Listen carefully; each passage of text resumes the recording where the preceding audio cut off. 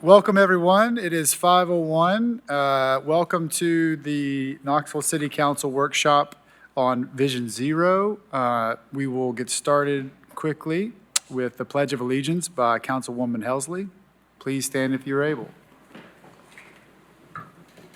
I pledge allegiance to the flag of the United States of America and to the republic for which it stands, one nation, under God, indivisible, with liberty and justice for all. Mr. Johnson, please call the roll. Councilwoman Fugit. Councilwoman Helsley. here. Councilwoman McKenzie. Here. Councilwoman Parker. Councilwoman Ryder. Councilman Roberto. Councilwoman Singh. Here. Vice Mayor Smith. Here. And Councilman Thomas. 5 members present. Okay. 4 members present. Okay, thank you. I think we have one on the way. So Yes. thank you all for everyone who's joined us, both at home and here. Special thanks to Bike Walk Knoxville, who is here and a large part of this effort. They had a good community meeting, I understand, earlier this week, and along with the mayor, Councilwoman Helsley, and other city staff and residents of Knoxville that draw attention to this very important matter. Excuse me, to get us started, Cody Gentry is here, our Vision Zero coordinator. Mr. Gentry will guide us through a presentation. I encourage council members to ask questions throughout the workshop as opposed to waiting to the very end, but you choose your flavor. But without further ado, Mr. Gentry, would you please guide us through the presentation, and we'll get started. Absolutely. Thank you, Council. Thank you for hosting me here. It is a privilege and an honor to be here, and I am incredibly thankful for the opportunity to go over Vision Zero, to spread this messaging. So I appreciate the opportunity to spread this messaging, get it out there, get the word out. I truly do appreciate that, so thank you all. Like Councilman Smith said, my name is Cody Gentry. I am the Vision Zero coordinator. I am the first Vision Zero coordinator for the city. I was brought on board in March of this year, so I'm just about 7 months in this role. I'm not new to the city, so a little background on me. I'm coming up on my 18th year anniversary with the city, so I've been around a while, just new to this role. All 18 of those years I have spent in the transportation engineering group. So I'm a veteran of the engineering department at this point. I'm not an engineer. I do not have a traditional engineering background, anything like that. No formal engineering training. My background is in sociology, so I sort of approach this from that kind of angle. I'm looking at infrastructure from that viewpoint of how does the public use the space we're providing for them? How do they use it? What is currently lacking? What do they need? So that's kind of the approach I take when looking at infrastructure. So that's a little background on me. I'll go ahead and get started with the presentation here. So what is Vision Zero? So Vision Zero it's very broad, but if you boil it down to just one statement, Vision Zero is a strategy to eliminate all traffic fatalities and severe injuries. And as I talk about this, as I go through what we're doing at the city, I do want to point out we are trying to eliminate traffic fatalities and severe injuries on city streets by 2040. So that is the goal that was set forth. I'll tell you what Vision Zero is not. Vision Zero is not just some catchy slogan, and it is especially not an aspirational goal. I think a lot of people, when they hear we want to eliminate traffic deaths, that's exactly what they think. They think this is an aspirational goal, this is maybe not reachable, it's not possible. I reject that. I wouldn't be in this job if I didn't believe it was possible. So this is a fundamentally different way to approach traffic safety. This is a paradigm shift in how we're looking at traffic, how we're approaching traffic safety, how we're prioritizing traffic safety, a complete paradigm shift there, a culture change. And with this, safety is prioritized over everything else. So I think for a long time, safety, I don't think you'll find anybody that'll say safety has not been important. But a lot of times we might say getting vehicles from point A to B as quickly as possible, that's the goal. And we still want that to happen. We want you to go from home to work, from home to the grocery store, wherever it may be. We want you to do that as efficiently as possible. We want that to happen, but not at the cost of safety. So that is the driving force. We want all of these things to happen, but not if it compromises safety. That is the number one priority. So a little bit of background. In 2021, City Council unanimously endorsed the Vision Zero goal to eliminate traffic fatalities by 2040. I want to pause on that just a moment to thank you, and I think it's worth noting that when I'm talking to other cities and I'm researching other cities, that's not always a given. The political support is not always there. I think a lot of elected officials are scared of committing to that goal. So it is worth commending you all to not be scared of, it's a big goal to eliminate traffic deaths. And I think a lot of people sometimes might be scared of, if they commit to that goal, not achieving it. So I commend you all for not being scared of a big goal, going for it, committing to it. So thank you all for that. In 2022, the next year, we launched the planning stages of Vision Zero. Part of that was the Vision Zero Steering Committee was formed. That steering committee was made up of a lot of city staff. So there was engineering staff, staff from our sustainability office, Office of Neighborhood Empowerment, KPD. So we had a lot of city staff, but a key part of that were outside agencies on that steering committee. We had folks from TDOT, Knox County Health Department, TPO, University of Tennessee, and an absolutely key one is Bikewalk Knoxville, who is here tonight. They have been instrumental in this process, guiding us to this point. They continue to be an invaluable resource for me. I lean on them heavily. I cannot speak highly enough. I know some of you were there at the Walk with Elected Officials the other night. So you know the things Bikewalk Knoxville they're doing in the community. They have been, again, just instrumental through this process. So I want to give them kind of a special shout out there. So about a year and a half later, June of 2023, the Vision Zero Action Plan was finalized and adopted. And I'll kind of get into that in a minute about what all is in that action plan. March of this year, I was brought on full-time as the Vision Zero coordinator. So now all that's left is 16 years to get us to zero. So 2040, again, that's the goal year. That's when we're trying to reach the zero fatalities on city roads.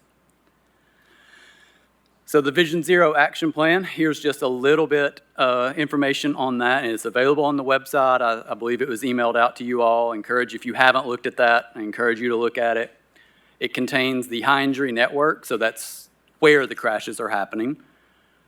It contains crash profiles and countermeasures, and what that is, that kind of identified 6 different crash profiles. The most common crashes we're seeing in places, so those are things like, motor vehicle crashes in commercial areas, or crashes involving left turns at signalized intersections, or bikes and pedestrians. So that kind of thing, roadway departures. It identified those most common crashes and also countermeasures to put forth to eliminate those type of crashes. Then it had the action plan framework, which that's 30 strategies or recommendations. Those are the action items. Those are the things for us to do.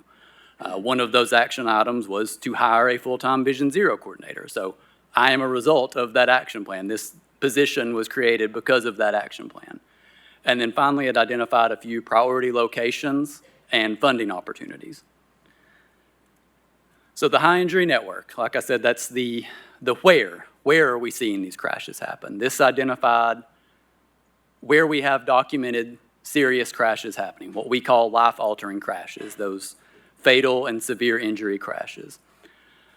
This is a small portion of the total amount of roadways we have in the city, and you can kind of see in that graph, we're talking about 5% of our non-interstate roadways in Knoxville account for 63% of our life-altering crashes.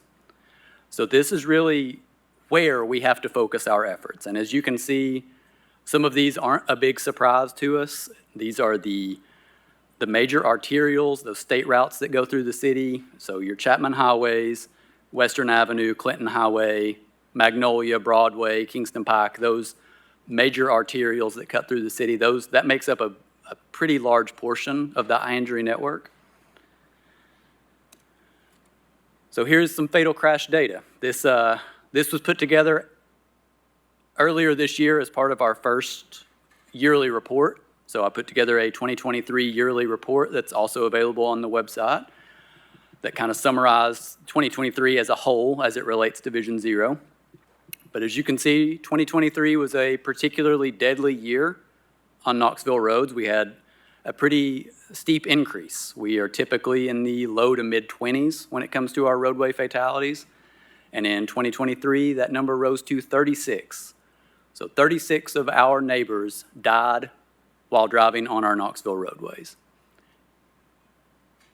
And I feel it's important to pause on that and really humanize the fact those are 36 of our neighbors, 36 people, family members, co-workers. Those are Knoxville people in our city that have died in roadway accidents in our city.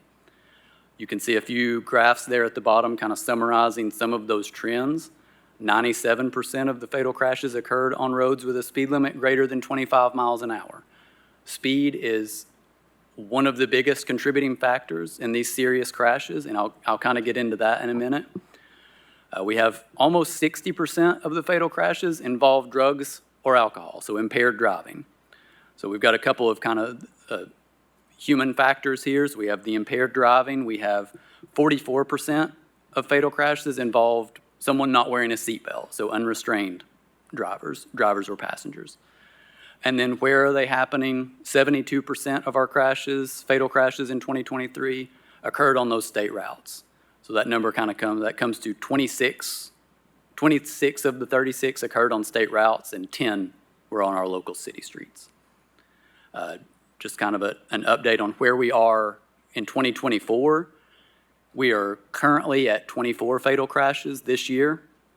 So that's 25% less than we were at this same time last year. So it is less, and obviously we don't want to be at the same or more.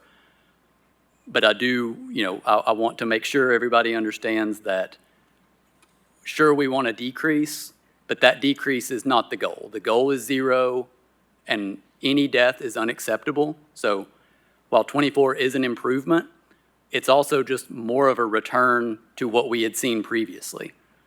So obviously we don't want 36 again, but I like to caution people there that decrease, it looks to be just kind of a return to where we've been in years past. Mr. Gentry, quick clarifying question. Sure. There's a lot of data in here. It excludes interstate, but includes state highways. Correct. Okay, That is thank you. correct. All right. Yes. So after seeing those big numbers, you might ask yourself, is Vision Zero possible? I just said this is not an aspirational goal. This is something we can do, and then proceeded to tell you that 36 people died in the city last year. So is this even possible? Yes, it is absolutely possible. Again, I would not be in this position if I did not believe that, if I didn't believe we could get to zero. This is not a utopian vision. This is not, again, some aspirational thing. Not only is it possible, it's happening. Multiple places here in the U.S., so oftentimes it is happening in Europe, but I think a lot of people here sometimes are dismissive of that and say, sure, but what about in the U.S.? But it's happening here. It's happening in the U.S. A few examples. Hoboken, New Jersey they are kind of the shining star of Vision Zero. They are going on 7 years straight now without a recorded traffic fatality on their streets. So not only did they achieve it, they've achieved it and maintained it for going on 7 years at this point. Also, when I say that these communities they're achieving it, I'm not talking about small communities. We're talking about major cities that are doing this. So we have Hoboken. Nearby, we have Jersey City, New Jersey. That is just south of Hoboken. It's where the Statue of Liberty is located. They achieved it in 2022. Alexandria, Virginia, just outside of D.C., They achieved it in 2023. So again, we're having people do this. There is no reason Knoxville cannot be on that list. There's no reason we can't be a leader in this field. We can't be the innovators. We can't be a city that other cities look to and say, oh, look at these things Knoxville's doing, and we can do that. We can implement that. I always like to tell people I want the version of me that exists in other cities. I want the Nashville version of me, the Lexington, the Louisville version of me. I want them, when they're presenting to their council, to say, Knoxville did it. For them to have Knoxville in their presentation to say, if Knoxville can do it, we can do it. So how do we do it? How do we get to zero? So like I said, this is a complete reimagining, a paradigm shift of how we approach traffic safety. So we have to completely change how we approach this. So we have our traditional approach and then the Vision Zero approach. Traditionally, we have said that traffic deaths, though they're just inevitable. That's kind of the cost of doing business. You can count on 25 crashes a year are going to be fatal crashes. You can just count on that moving forward, and don't be surprised, right? We have to completely reject that. Traffic deaths are unacceptable and completely preventable. Part of this, again, with that shift in the way of thinking, previously we've called these traffic accidents. These are just, oh, there was an accident that happened. We have to stop looking at it that way. These are crashes, not accidents. These are preventable things that have happened that we can fix. Previously, we had planned on, perfect human behavior. And what I mean by that, if we put a speed limit sign up, a driver's going to drive that speed limit and everything's going to work out perfectly. So we've designed for everybody behaving exactly the way they should, never making a mistake, doing everything perfect. That doesn't work. We know humans are imperfect. We all make mistakes. When we drive, we don't do everything perfect. We have to integrate that human failing into our approach. We have to build in some redundancies there. So when that human failing happens, there are kind of multiple layers there of safety to protect drivers, to protect pedestrians, cyclists, any roadway user. Again, there's multiple layers of that built into our traffic system. Previously, we've just looked at preventing collisions. Just as a whole, we don't want crashes. We have to look at that and kind of triage it. We have to look at these most serious ones and say, we have to prevent the fatal and the severe crashes. If we have a crash that happens one year and it is a fatal crash, and we have that exact same crash happen the next year, we need it to happen that next year. We need to implement things to make sure that severity is less, so that maybe your car's in the body shop, but you're going home that night. Again, that severity is less. The collision might still occur, but now it is, a minor crash, an inconvenience, but you're still alive. You, the other driver, you're all still alive. Previously, this kind of goes back to the perfect human behavior. We put a lot on the individual. A lot of responsibility was on the driver, the pedestrian, the cyclist. A big part of that was, I think, as a society, we sort of took place in some victim blaming. You would hear things like, if a pedestrian was hit by a car, well, they weren't crossing in a crosswalk. One of the worst ones was, well, they weren't wearing reflective clothing, as if every person that leaves their house is supposed to put on bright reflective neon because they might be outside of their car, as if they're supposed to plan for that. So we've had some victim blaming going on in the past, and I think we have to take a step back from that and look at the system we're putting people in.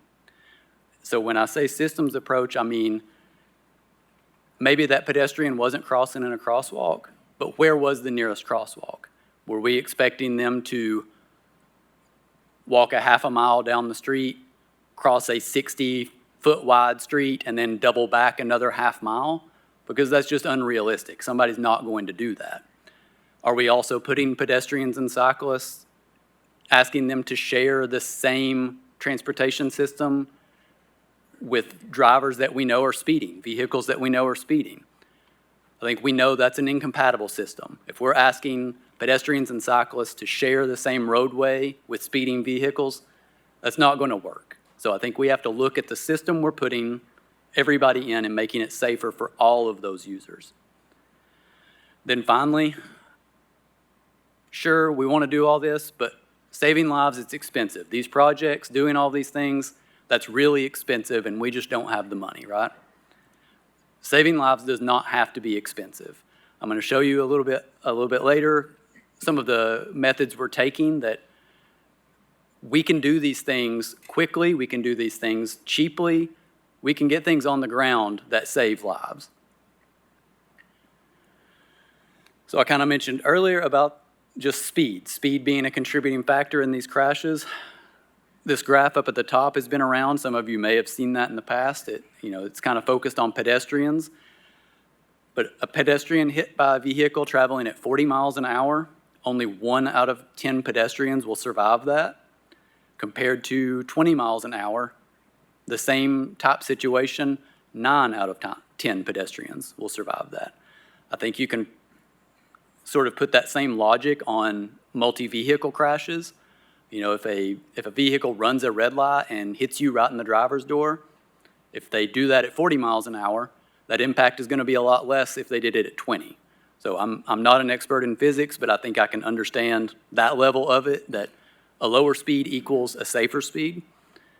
And not only that, you can see at the bottom that field of vision, and that's just looking at how our brains process all of that information.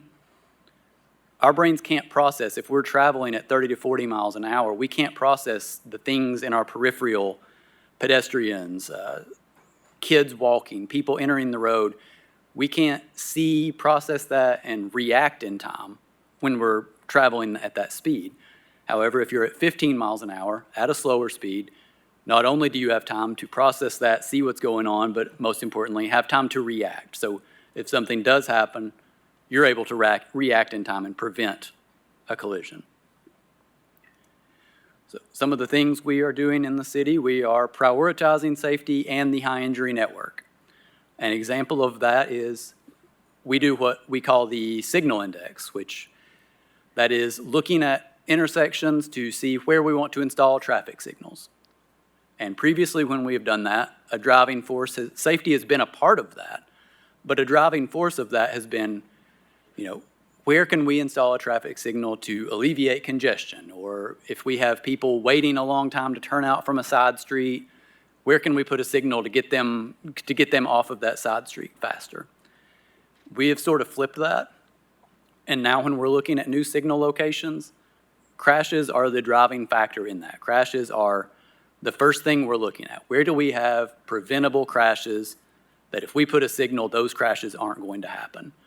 Then we can look at all of those other things. We can look at the things about how long does it take people to get out from the side street. But goal number one is reducing those preventable crashes. Something else we're doing is we're starting to look at every fatal crash and reviewing everything that happened with those fatal crashes. I think it's important to note that every single crash has multiple contributing factors. Previously, when you've looked at a fatal crash, some of those, like I said, almost 60% involved impaired driving. And I think oftentimes people may see that and say, well, if the driver was impaired, how can you plan for that? So just move on. There's nothing you can do for that. We have to completely reject that. And sure, that was a contributing factor, but that's one of many.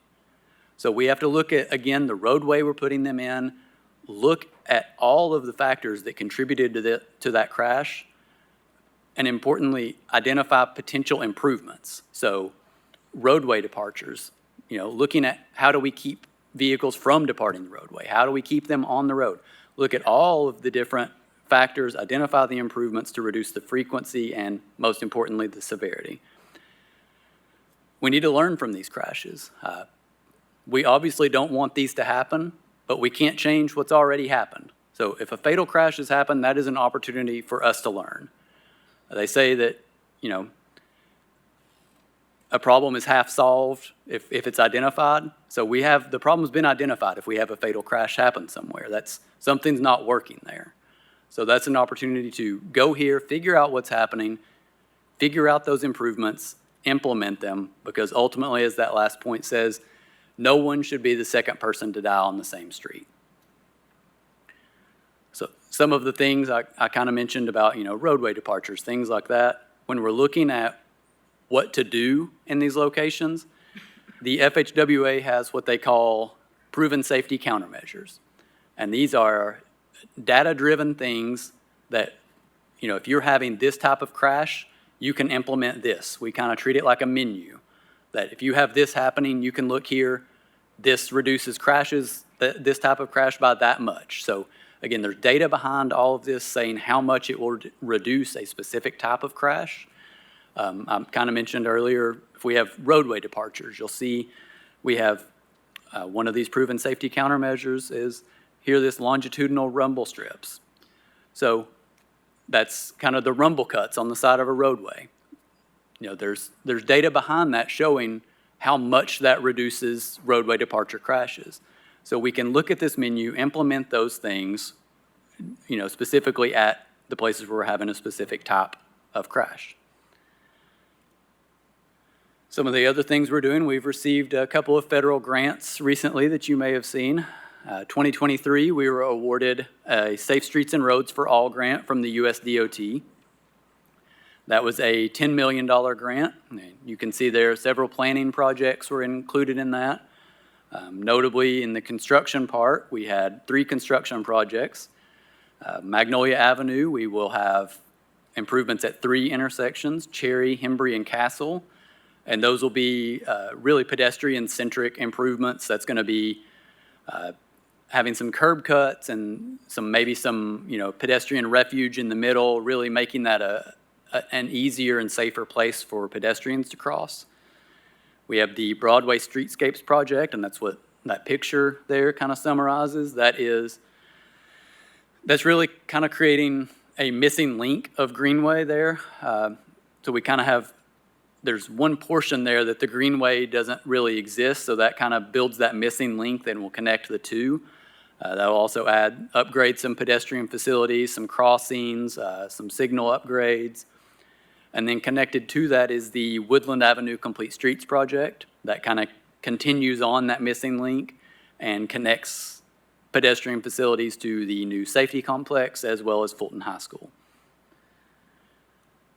Then this year, we just recently learned we were awarded an even larger amount, over $22 million from the same grant program, the SS4A. So over $22 million this year. Again, some planning projects. And the construction project this year is Chapman Highway from Blunt Avenue to Fort Dickerson. What this project will do is this will build a shared use path. So that is, really similar to a greenway. So a wide paved path on the west side of Chapman Highway. You will be able to travel from the Henley Street Bridge all the way to Fort Dickerson on a bike, walking, a scooter, whatever it is, safely separated from traffic. You'll be able to travel that entire way. It will also build landscaped medians on Chapman Highway. So there will be left turns at intersections, but a good portion of Chapman Highway will have landscaped medians to kind of protect the head-on crashes and some of those other angle crashes we were seeing at driveways. That'll help prevent some of those. So earlier I mentioned how saving lives wasn't expensive. And then I proceeded to show you a $10 million project and a $22 million project. So you might see that and think, well, you said it wasn't expensive, and then you showed me those. So we're doing what we call quick build projects. And these are things we can do quickly that are nowhere near $1 million projects. We're talking a couple thousand, sometimes with maybe things we just have leftover materials. These prove, again, that improvements are not always expensive. This is a picture from Cheshire Drive several years back in West Knoxville. This was part of a traffic calming project we did. This was brought to us by a neighbor. He kind of saw this concept in another city, brought it to us and said, hey, what do you think about this? We tried it out. A great thing about these quick build projects, we can use the flexibility to our advantage. As you can see in that picture, you see some of the spray paint on the street. We spray painted areas. We said, here's where we first thought. Then we adjusted it a little, adjusted it again. So we can use that flexibility. We can see how it's working, These are not permanent installations. They're not meant to be permanent. We can react quickly. We can move things if it's not working, make it work how we're, see how people are using it and adjust to make it work the way we need it to. This is about finding the smallest and quickest improvement. If we have a safety issue, there's no reason necessarily for us to wait years to do a full construction project when we can get something on the ground like this that achieves that desired effect. We're able to get something small, quick, get it on the ground, able to spend less, get more. Again, we're achieving the goal that we wanted. And in this case, that was material we had left over from a previous project. That was kind of sitting behind our shop, just piled up, and we put it to use. And then several years later, went back, we built that more permanent so you can learn and adjust to achieve the intended goal. And this particular project, neighbors happy. Most importantly, it was incredibly effective. It reduced speed. It reduced the overall traffic volume in this neighborhood. All in all, absolutely a win. Our most recent quick build project was at Sutherland Avenue in Tobler. This is in front of West High School to kind of get you an idea of where we're talking. Earlier this year, we had a student. She was on her way to school. She was crossing Sutherland. She was crossing in the crosswalk. When the crosswalk sign was on, she was doing everything that a pedestrian is supposed to do, did everything correctly. And she was still hit by a vehicle. She did suffer some pretty serious injuries. Thankfully, that was not a fatal crash, but she did suffer some injuries. So again, we see that and, all right, we have a problem here. We need to address this. We need to figure out something to do. We had, earlier I mentioned walk with elected officials that Bike Walk Knoxville lead. We had one earlier this week on Henley Street. Not too long after this crash on Sutherland happened, we had a walk with elected officials there. And as we got to this intersection, we stopped, talked about it, and it was mentioned, can we do something here to slow down those vehicles making those turns? When you're out there, you're watching them, you can see how fast some of the vehicles are making those turns, and if you're crossing the road, that can be, pretty intimidating when you have vehicles, at that speed. So we left that walk. We start researching some things, and we find centerline hardening. This is something that a lot of other cities have done. Chicago has really done this at hundreds of intersections throughout their city. But the idea is just forcing vehicles to take that turn at more of a right angle, forcing them to slow down in that turn. And as you can see, it's a 70% reduction in the number of those pedestrian and turning vehicle conflicts and a 10% reduction in left turning speeds. So, once we see that, we think, okay, this could be something we can do here. So here you can kind of see, this is the way Sutherland Avenue and Tobler looked when that crash happened. So here is a video. And as you'll see this video, I want you to particularly pay attention here to the vehicles turning left, in particular the black vehicle that'll be about to turn left. You'll kind of see a little, give and go, pausing here with the pedestrian crossing, kind of waiting, not sure if they're going to go, and really pay attention to where they crossed in that intersection. So they cut in front of the pedestrian, and they really kind of hit this crosswalk right in this area. And as you notice, these left-turning vehicles, as they turn, they're tracking over the stop bar. So that's just kind of, I want you to note kind of the track they're taking there, kind of right in the middle, and then tracking over that stop bar. As the signal kind of cycles here, we'll see some vehicles turning right. And kind of, again, I want you to notice where they are turning relative to the intersection and the curb. So we have a couple pedestrians crossing here. And then as the vehicles turn, notice how fast they are turning and where they are. So you have one turning there, and you'll have a couple more here. So again, pretty close to that curb.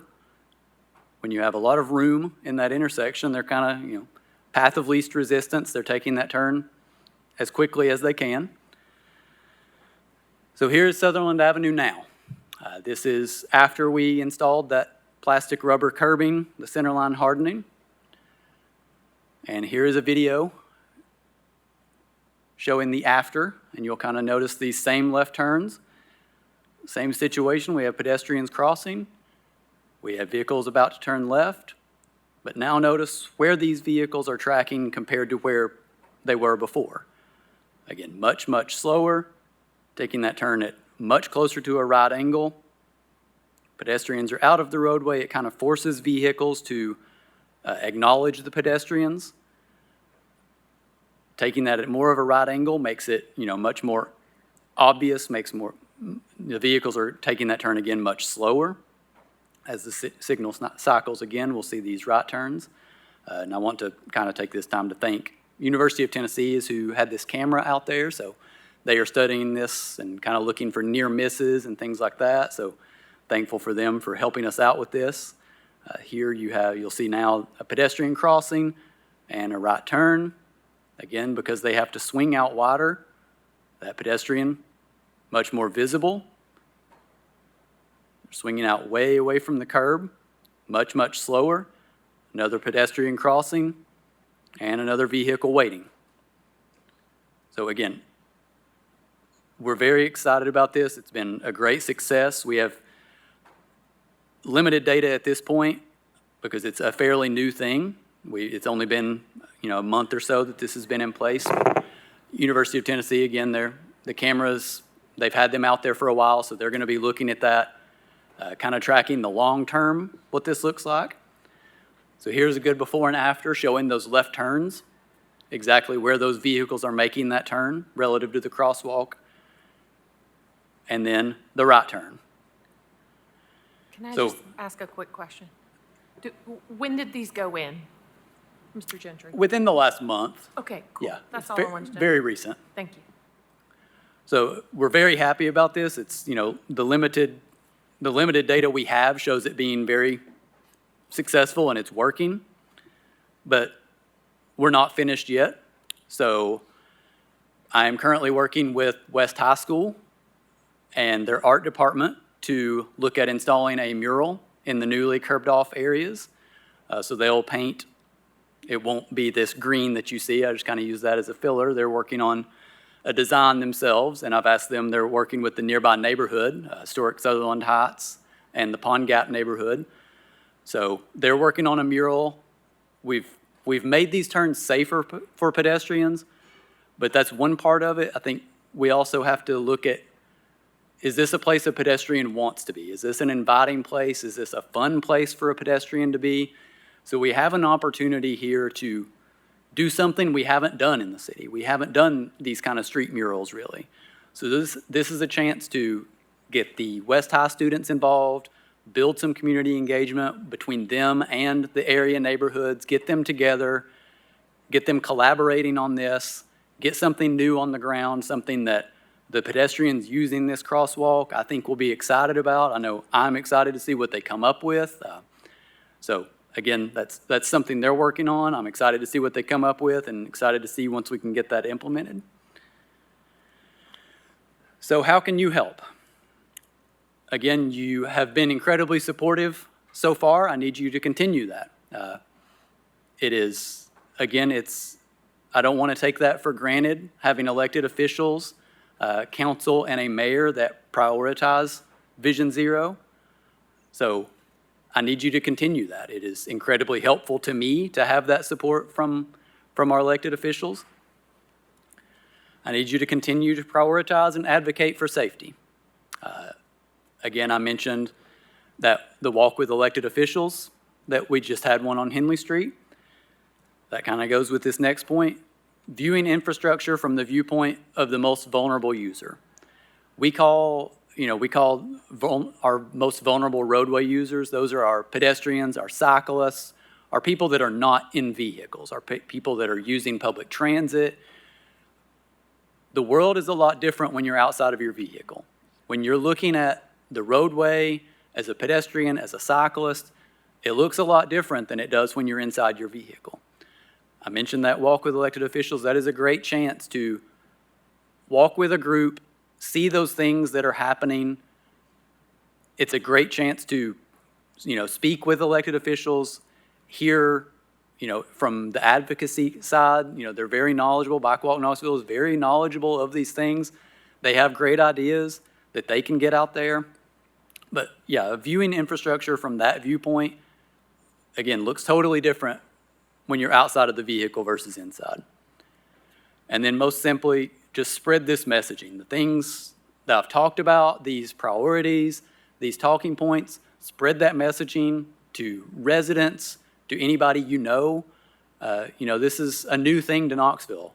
When we talk about Vision Zero, a lot of people don't know what that is. So getting that word out there is still very important. So the more help I can have from anybody that's willing to spread that messaging, I'll take any of that help I can get. So that's all I had. Thank you very much. I guess we can open that up for any questions at this point.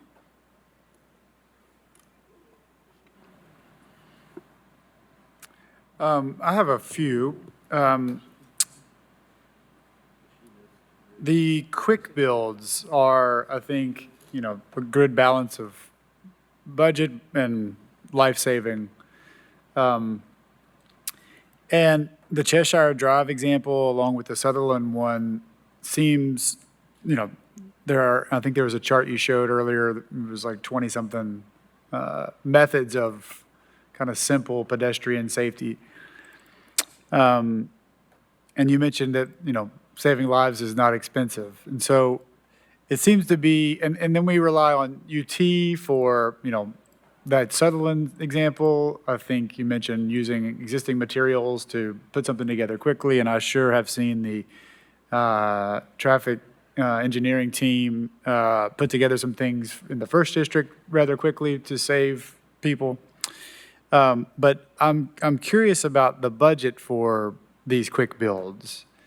There's a few examples you gave, so that was one of my questions. What other examples, is there a work list? What is the budget?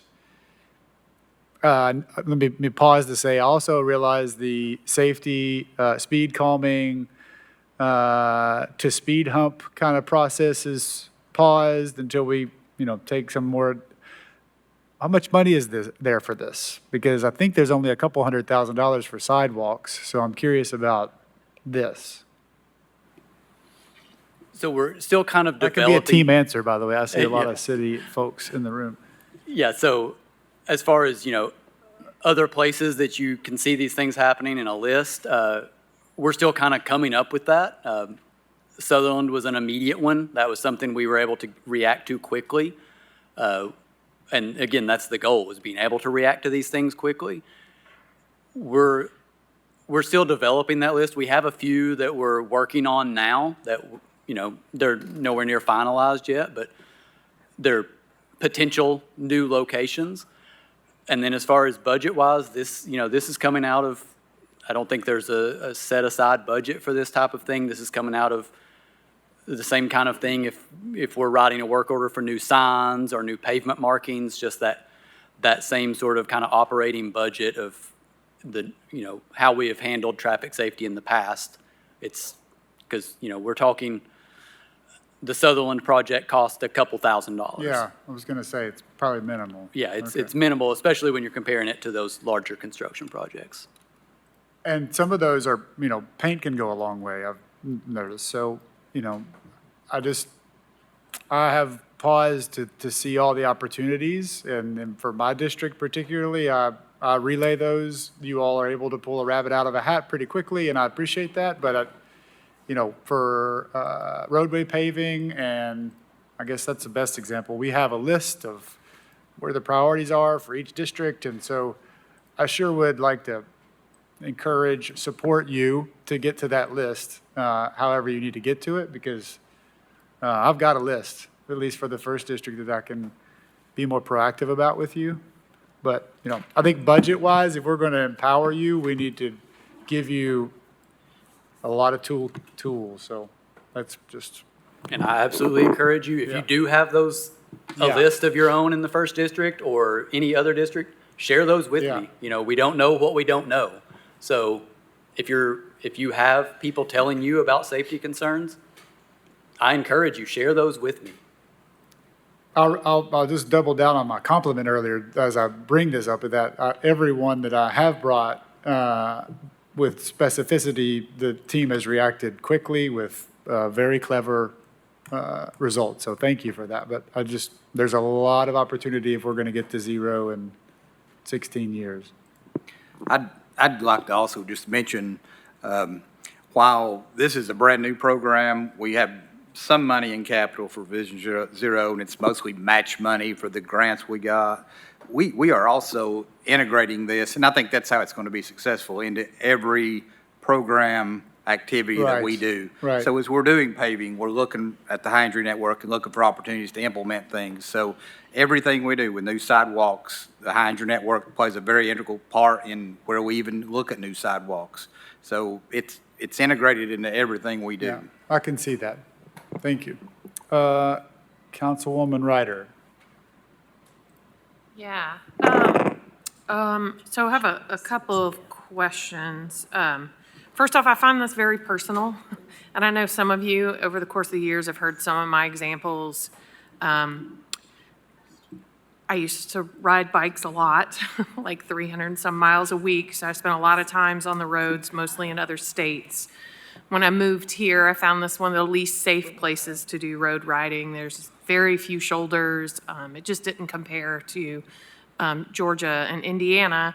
And that's not you guys' fault. That's just how things are different here. And part of that's our geography and our terrain. There's just not, our roads are cut into hillsides. But when I was in 10th grade, my dad was hit and left.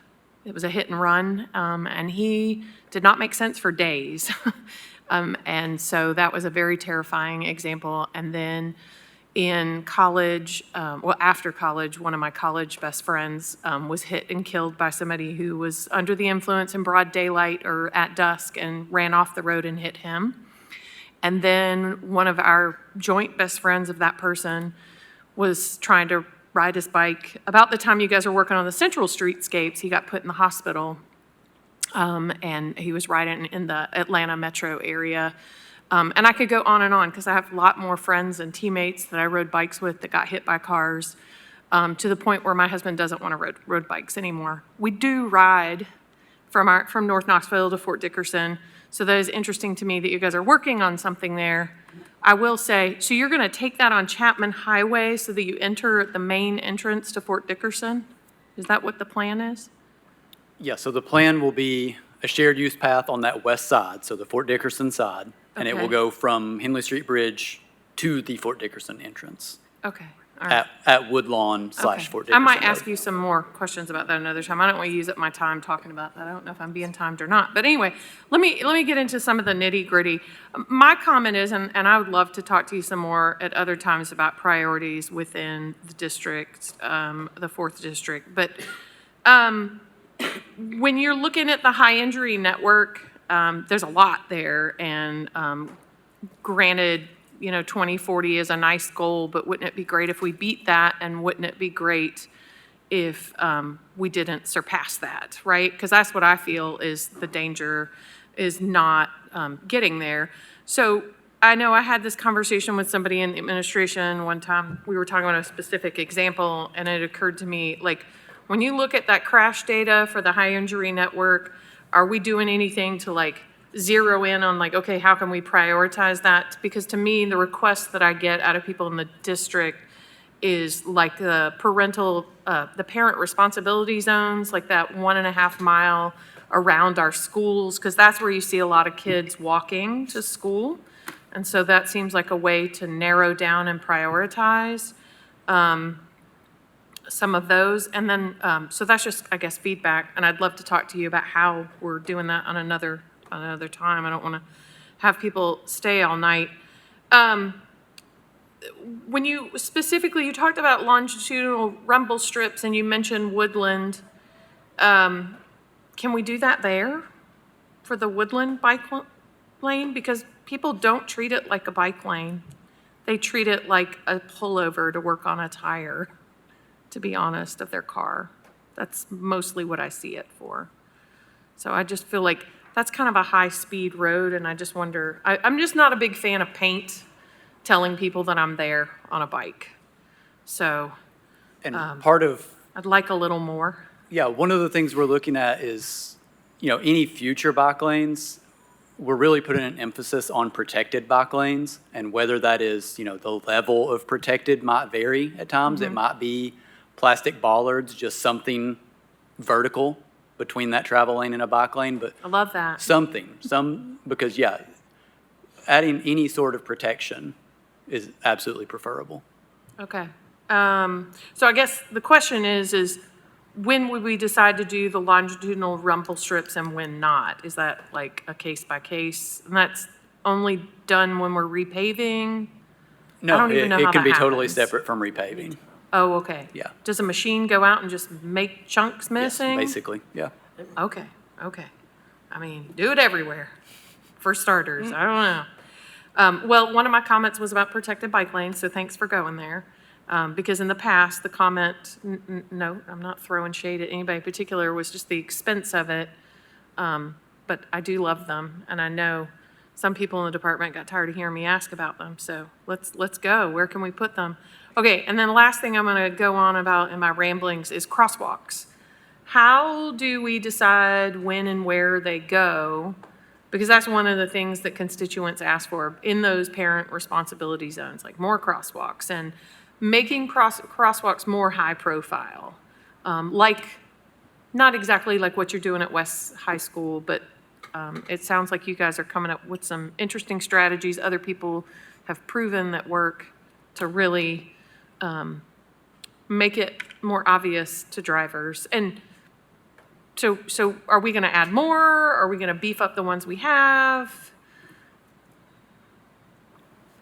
I think, so to answer, I guess, the initial question of how and where do we install them, I think we look at where people are crossing. So if we get a request for a crosswalk, we're going to look at if it's near a school, those, morning and afternoon times, and see where are people crossing? Where are they walking to school? Because that's where we need the crosswalk. So we don't want to put crosswalks somewhere where, people aren't crossing. So that's the way we Okay. kind of approach the where. And yeah, we are starting to look at some more creative ways to look at crosswalks and make them more visible. We have a little more flexibility now with, as far as the federal guidelines go with crosswalks, that allow us to kind of do some things there, some more decorative treatments. So, we're looking at, implementing some of those in places. So, yeah, there are things to come for crosswalks for sure. Okay, because I have one neighborhood that specifically asked about this, and you may be able to guess right off the bat who, I don't know, I think you've heard from them. But they go through and they make a list of where they want crosswalks and they want to improve them, and they're the only neighborhood that's specifically done that, and I forward it on, and you guys give feedback, so do I go encourage the other neighborhoods to do the same thing? Do you want that? I mean, we'll take any feedback we can get. Again, Okay. we don't know what we don't know. So Okay. if residents, Okay. what they want, what they need, I will always encourage residents. Okay. Tell us what you see. Tell us what you need. Okay, all right, thanks. Councilwoman Parker. Thank you. I get a lot of, well, I get multiple, have had multiple inquiries about Cedar Lane that I've lifted up. Are there any kind of long-term plans for that road? Cedar Lane is absolutely a priority of mine. Yeah. I talked about on the high injury network and how much of that was made up by state routes. Cedar Lane is on there, and we've had multiple fatalities on Cedar Lane, and that's a city road. That's a road that we have complete control over. So Cedar Lane is a personal priority of mine. We have, I believe, currently advertised right now, a rumble stripe. Talked about those a minute ago. A contract for those, and part of that is some rumble strips on Cedar Lane on the center line and the edge line to keep people from crossing that center line or prevent those roadway departures. And we recently added some of those radar feedback signs. So it's absolutely a priority of mine, yes. Cool. And I would love to also have a deeper conversation about just getting a better understanding of how all these projects will be prioritized. But I love what was presented on Sutherland and love this innovative problem solving. I appreciate it. Councilwoman Helsley. Hey, Cody, we meet again. You want to talk about traffic calming? I'm kidding. I don't want to move to New Jersey, so can you either share something with us? What the hell did Hoboken do to do this for 8 years running or 7 or whatever it was? That's amazing.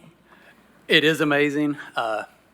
In talking with other cities, every city is different. Every city's traffic is different. The system is different. Hoboken faces, I talked to some people from Hoboken last week. The problems they face are completely different than the ones we face in some ways. In some ways they're not, but they're a very densely populated place. It is. A very densely populated place with a lot of pedestrian, a lot of cycling. So they're able to really just double down on protecting the cyclists and pedestrians. They're not dealing so much with the sprawl that we have in not just Knoxville, but southern cities as a whole. We have a lot of just sprawl where over the years we've built out, and we have a lot of, again, those high-speed roads that are, 4 or 5 lanes that encourage those high speeds. They don't have so many of those.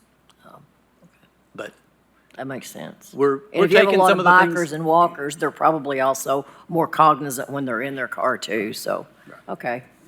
I'm not moving there, but we can do better. Yeah, absolutely. Councilwoman McKenzie. Thank you, Vice Mayor. I wanted to ask a couple of things. So the federal grants that were received, have all of the 2023 projects been completed at this time, or are some of those still in process?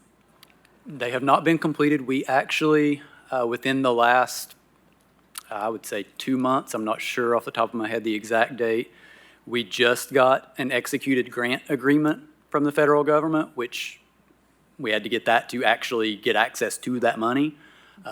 So once that grant agreement was signed, we have a 5-year clock. So the clock started ticking the day that grant agreement was signed. We have started advertising a lot of those planning studies. We've already advertised 2 of those, and we are advertising soon for the Magnolia Avenue pedestrian improvements. Those should be getting advertised pretty soon. So we're just now really getting the ball rolling on that. And again, we have 5 years from, a month or so ago to get those complete. Okay, thank you for that answer. And then I'm glad that you mentioned Magnolia, because we've seen, people in the crosswalks get hit. We've seen people that are just crossing miscellaneous, at different junctures at Magnolia, where there's the McDonald's and some other spaces. And so really concerned about that. And, what I'll state is that human behavior or performance, whichever you want to call it, it is a critical component, right? Because a car is not going to hit a person unless there's a driver in there. So what I wanted to ask, are there any plans to do some type of campaign around Vision Zero and about the safety aspects? Either billboards, social media, yada, yada, because not everybody's going to take the time to go to a website. And so have you guys considered that? Yeah, so in that first grant, the 2023 grant, there's some money in there for public outreach. So that will be one of the things coming up that we will be advertising. So there will be some outreach materials and, ways to get that word out. Some of the methods you just mentioned might be, potential ways to do that. We do have a Vision Zero Knoxville Facebook page. I do encourage everybody to look that up. There's also the Vision Zero page on the website. If you do want to look at that, we list the projects there, the action plan, all of those things are housed there. But yeah, we have a Facebook page and we have some, engagement things coming. Okay, great. And are you guys, are you agreeable to, like, when we're having things, and I think we need to be more intentional about inviting you guys when there are community events and opportunities to come and set up a table and do some education with community members. So are you guys already doing that, or would you be agreeable to do that when there's things that we can invite you to? Absolutely, yeah. I already attend many of those, but absolutely invite me to any of them. I mean, if I'm available, I will do my best to be there. Okay, great. And have we considered, if there's even something out there like this? Because I know at night, it's really dicey in different areas, especially on Magnolia and probably some of the other corridors. Have you ever seen anything that's like a sensor? If a person steps off a curb that's in so many feet or whatever radius of a traffic signal, that a motion light or something, or some type of reflective thing would come on to maybe just let the driver at least know that there's a person that's coming off that curb? Those do exist. Something we use regularly is, we call them RRFBs. It's rectangular rapid flashing beacons. And those are the pedestrian signs you'll see at places. They have a button on each side, and when you push the button, the signs light up and flash. And it's, two signs, one on each side, so it's very visible. And again, there's a lot of data behind those showing, I believe it's, don't quote me on this, I believe it's a 70% reduction in pedestrian conflicts. So again, there's a lot of data behind those, so we've been using those a lot. I think the most recent ones we installed were at Broadway and Emory Place. So those are some of the most recent ones we put in. Yeah, I've seen a lot of people now walking across when it tells them not to walk, unfortunately, and I just think they must be crazy, because a lot of times it's around the Cumberland area and different spaces. And then also, I think someone brought up Cedar Lane. I've actually got some calls and actually seen it myself around the Merchants Road exit, Central Dry Gap area, where there are people, there are no sidewalks, and there are actually people more than likely who are homeless that are now walking there, and it's very, very dangerous, the few times that I've experienced that and what I've heard from people. So I don't know if there's anything in particular that we could do in the interim, whether it be with you all or maybe getting with traffic engineering, but I think that's becoming very serious at this point. So, thank you. Thank you. One more question related to crosswalks. The Sutherland example, it seems like the infrastructure we place in the road or on the road is the inexpensive part, but the meaningful part. And it seems to, only work well after 4 crosswalks. Is that the first priority, is crosswalks and crosswalk signals at every intersection? That would be my ask of Chapman Highway particularly, is that everything should come after the first step of crosswalks and signals. Yeah, that is, the first step is giving pedestrians a place to cross, and Yeah. a place to cross safe. And are then those signals making that safer. expensive? Is there a cost barrier for more of those? Because the paint is not, but, Right, the paint is not, sometimes they can vary as far as installing, and Karen may know the exact cost of that a little better than I do, but as far as, there's different things that go into each one of those when we're looking at accessible crossings, making sure there are curb cuts there, making sure, slopes are correct, and making sure adding, wiring and pedestrian for those pedestrian signals. So sometimes those can be expensive, and then sometimes it can be as simple as, adding a couple of buttons and, pedestrian signal heads. but generally speaking, TDOT is not a barrier for those? For pedestrian signals Yeah, and and crosswalks? crosswalks. So signals that we have on state routes are the cities to maintain. So But they're not preventing us from installing more of those? they are not. We would let them know if we're doing any sort of curb ramp work on state routes. But as Cody mentioned, it could be something very simple or more complex, but, it could be in the range of $25,000 to $50,000 an intersection to add if you have to do curb ramps and pedestrian signal upgrades. Okay, so curb ramps and signal technology are the big costs for those? Okay, all right, thanks. Any other questions? It has been pedestrian and traffic safety has been and will continue to be a priority of every council member here. I feel confident in saying that we all share this desire and support, so thank you for your work. Thank you for the collaborative work of advocacy and city leaders. This is not an annual thing, and we've got 16 years to get to zero, so thank you. Any other questions? If not, I wanted to tack on a comment. the to what you said. librarian must, I just wanted to weigh say in. we could work faster than that in the parental responsibility zones and other Agreed. places that we know are. Agreed, yeah, and Don't on- let Tommy stall you out. well, and on that note. Vice Mayor And on Smith. that note, I don't, actually, I'll critique my own self for one more question. Knox County Schools is responsible for busing students to and from outside of the parent responsibility zone. What in this plan can we do with them to make sure kids are walking the safest route possible to and from school within a mile of the school?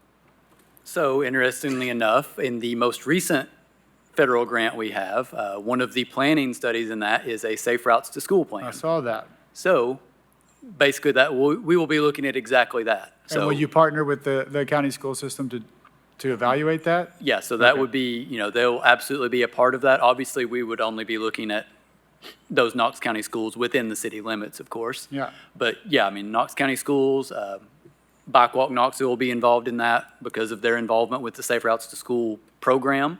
So yeah, Okay. And just a public safety announcement, public service announcement, as a reminder to the public, city buses are free for all kids. So you live within a mile of the school and the city bus goes by there, please jump on it. I know kids that ride the 40 bus and a number of others in South Knoxville. So any other questions? If not, we'll call this meeting adjourned. Thank you.